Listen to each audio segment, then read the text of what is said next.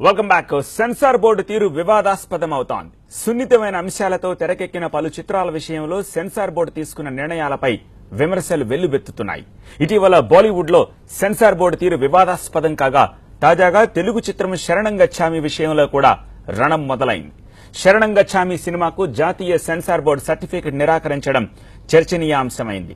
అసభ్య అశ్లీల చిత్రాలకు అనుమతులిచ్చే censor board సమాజాన్ని ఆలోచింపజేసే శరణం గచ్చామి చిత్రానికి సెన్సార్ సర్టిఫికేట్ నిరాకరించడం సిగ్గుచేటని ఆగ్రహం వ్యక్తం చేస్తున్నారు సినిమా యూనిట్. వేల సంవత్సరాలుగా సమాజం చేత వెలువేయబడి అన్ని రకాలుగా వెనుకబడిన వర్గాలకు సామాజికంగా ఆర్థికంగా ఒక స్థానం కల్పించాలని రిజర్వేషన్స్ పెట్టారు.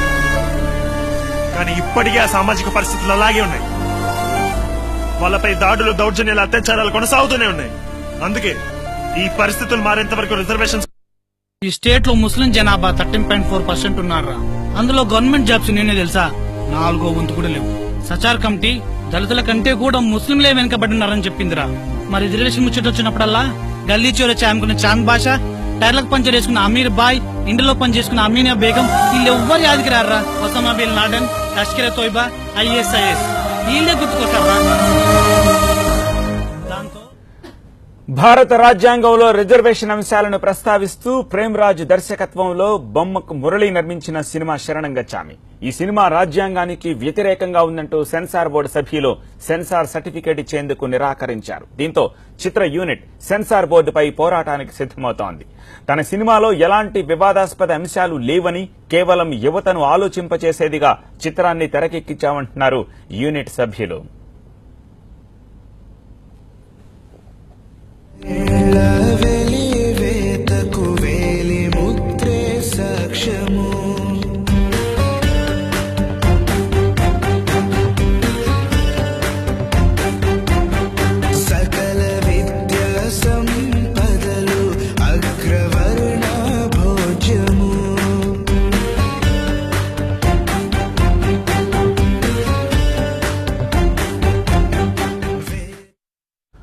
ప్రస్తుత భారతదేశంలో యువత ఎదుర్కొంటున్న సమస్యలను ఎత్తి చూపడం సెన్సార్ కు నచ్చినట్టు లేదంటున్నారు దర్శకుడు ప్రేమ్రాజ్. అందుకే సినిమా రిలీజ్ అడ్డుకుంటోందని, దీనిపై టీం అంతా కలిసి పోరాటానికి దిగుతామని, అవసరమైతే సుప్రీంకోర్టు వరకు వెళ్తామంటున్నారు ప్రేమ్రాజ్.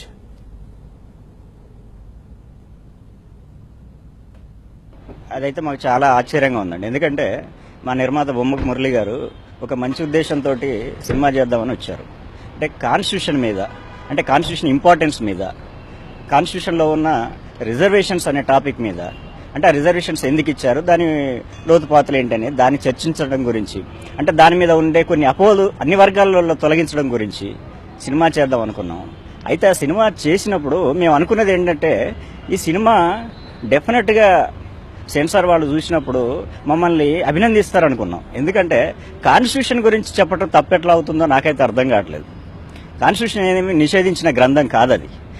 మేము కాన్స్టిట్యూషన్లో ఉన్న విషయాల గురించి మేము ఒక ఇంచు కూడా మేము పక్కకు జరిగి మేము చెప్పింది లేదు.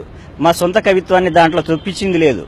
కాన్స్టిట్యూషన్లో ఏముంది, దాంట్లో మన బాధ్యతలేంటి, హక్కులేంటి, ఆ రిజర్వేషన్స్ అనే విషయంలో కాన్స్టిట్యూషన్ ఏం చెప్పింది అనే విషయాలు మేము చెప్పదలుచుకున్నాం. అదే చెప్పాం కూడా. రిజర్వేషన్ కు సంబంధించిన సున్నితమైన అన్ని అంశాలను వివాదరహితంగా శరణం గచ్చామి సినిమాను చిత్రీకరించామన్నారు టీఆర్ఎస్ ఎమ్మెల్యే రసమయ్యి బాలకిషన్. ముఖ్యంగా ఈ సినిమా సెన్సార్ బోర్డు వాళ్ళు దీన్ని వివాదాస్పదకు లావడం అనేది నాకు చాలా హాస్యాస్పదంగా కనబడతా ఉన్నది. ఎందుకనంటే దీనిలో ఎక్కడ ఇచ్చే పరిస్థితి కూడా లేదు. నాకు తెలిస్తే దీనికి యూ సర్టిఫికెట్ ఇవ్వాలి. అసలు ప్రభుత్వమే వినోద పన్ను కూడా మినహాయించి దీన్ని భారతదేశంలోని అన్ని భాషల్లోకి తర్జుమా చేసి ఇవాళ ప్రతి పల్లెలో రచ్చబండల కాడ ప్రతి ఒక్కరికి ప్రదర్శించాల్సినటువంటి గొప్ప చిత్రం ఈ శరణం గచ్చామి.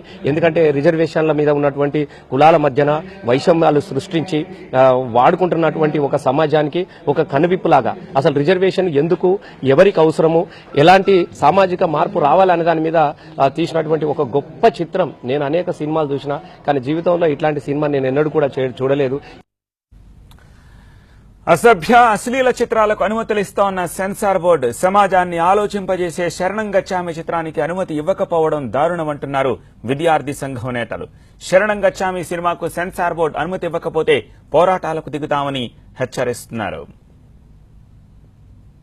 విచిత్రంగా ఏంటంటే ఈ దేశంలో ఇలాంటి సినిమాలు బ్యాన్ కావడం, అబ్యూజ్డ్గా అంటే బ్లూ ఫిల్మ్లు వచ్చినటువంటి అంటే బ్లూ ఫిల్మ్ సినిమాలు వచ్చినాయి ఈ భారతదేశంలో.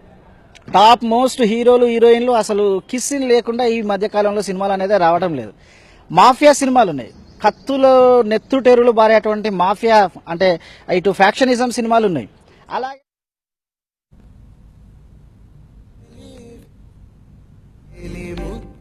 సాక్ష్యము